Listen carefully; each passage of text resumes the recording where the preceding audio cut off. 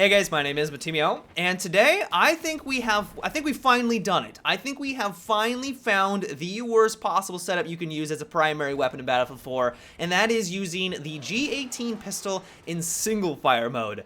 I've done some pretty ridiculous challenges for this video series. I've killed people with the EOD bot, I've actually killed people with the MAV back in Battlefield 3, slain people with my knife, taken people out with the repair torch, used a lot of different weapons with a different combination of attachments, but this right here, the G18 with single fire shot activated, has to be the worst setup in Battlefield 4. Like, it is just a nightmare. And so the first reason why this was just so ridiculous is that the G18 is supposed to be used in fully automatic. Like, that's obvious, and one of the best aspects of it is that it has a rounds per minute of 900. You compare that to pretty much all the pistols in the game, it blows them out of the water entirely. Like, the G18 has the highest RPM, but because of that, DICE has reduced its other stats to compensate for it to make sure that it's not overpowered. Like this weapon was, I think, the go-to back in Battlefield 3, or at least it was one of them, and that was because it had a decent damage model, and all of its other stats were around the same as all the other pistols.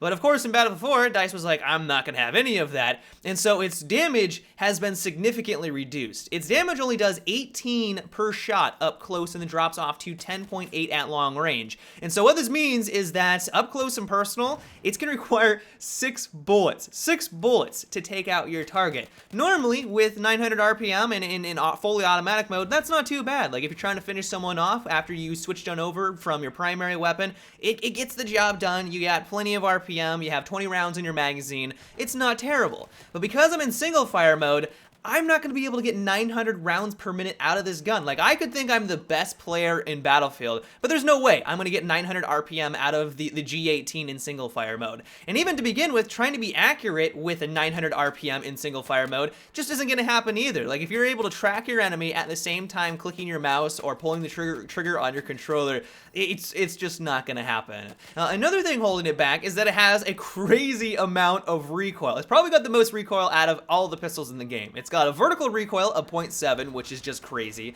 and then a left kick of 0.4 and a right of 0.4. But the real kicker on it is that it also has a first shot recoil of 2. This is twice as much as all of the other pistols in the game, and because I'm using this in single fire mode, I'm constantly having to deal with that initial first shot recoil. And so on top of the fact that it doesn't hit very hard, it requires 6 bullets to take someone out up close, and just forget about taking anyone out at long range, and the fact that it has just a ludicrous amount of recoil, you guys can clearly see that this is becoming just ridiculously difficult. The one thing going for it, though, is that it does have a fairly fast reload speed. This is a pistol, and so it's going to go through the animation fairly quickly, and so its short reload time is only going to take 1.2 seconds, which is very fast, and its long reload time only takes 1.45 seconds, so that is one redeeming quality of the G18. And so when I was using and trying to gameplay for this video, I first tried out Domination and Team Deathmatch. I thought that, okay, those maps are a lot close quarters, I'm going to be able to at least try to get 6 bullets into my enemy, try to close the gap on my target,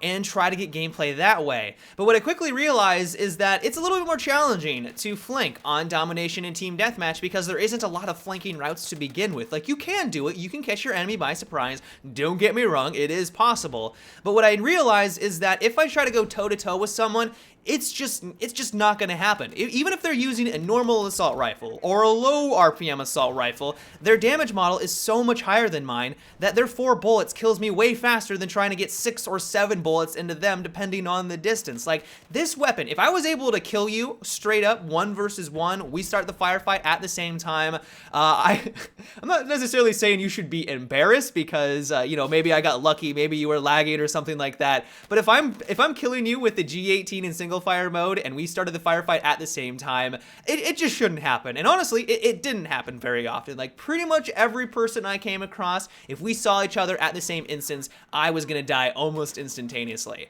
And so the way that I had to work around it was I had to flank as often as I possibly could, and the best way to do that was to play on larger conquest maps. Like, I initially thought that was gonna be a bad idea because larger conquest means more open space, means larger distance, and trying to kill people at long range just isn't gonna happen. weapon, but because there's just more routes and avenues for me to take advantage of, surprisingly, that was actually the best way for me to handle this challenge. And even still, even if I did catch them by surprise, there were some instances where I just couldn't finish them off quickly enough. Like, I would get the first couple of shots off, they would be notified, they would turn around with like the FAMAS or the AK, and then just blow my brains out. And there literally was nothing I could do. Like, the time to kill on this gun is so atrocious that there was just simply nothing that I could do in those scenarios. And so honestly, I was happy, I was content, I was excited. I was getting excited for killing just 2 people in one life with this.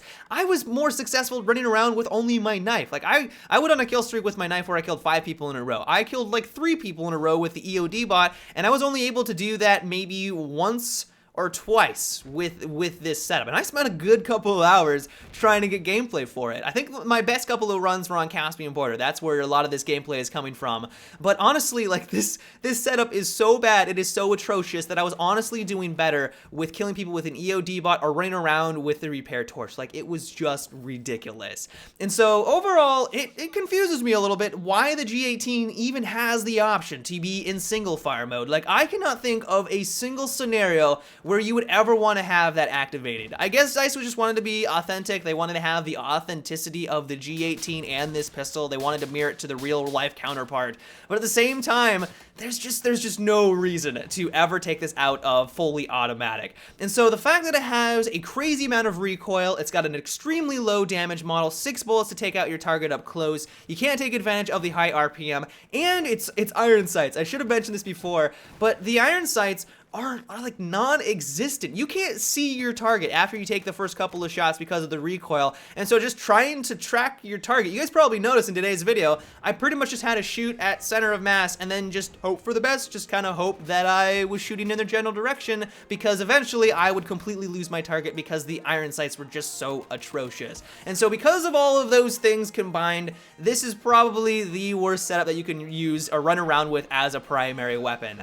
But that's about it for today's video, guys. I hope you enjoyed this challenge. If you have a setup that you would like me to try next, let me know down below in the comments section, and also make sure to thumbs up those recommendations. But until tomorrow, have a good one and take it easy.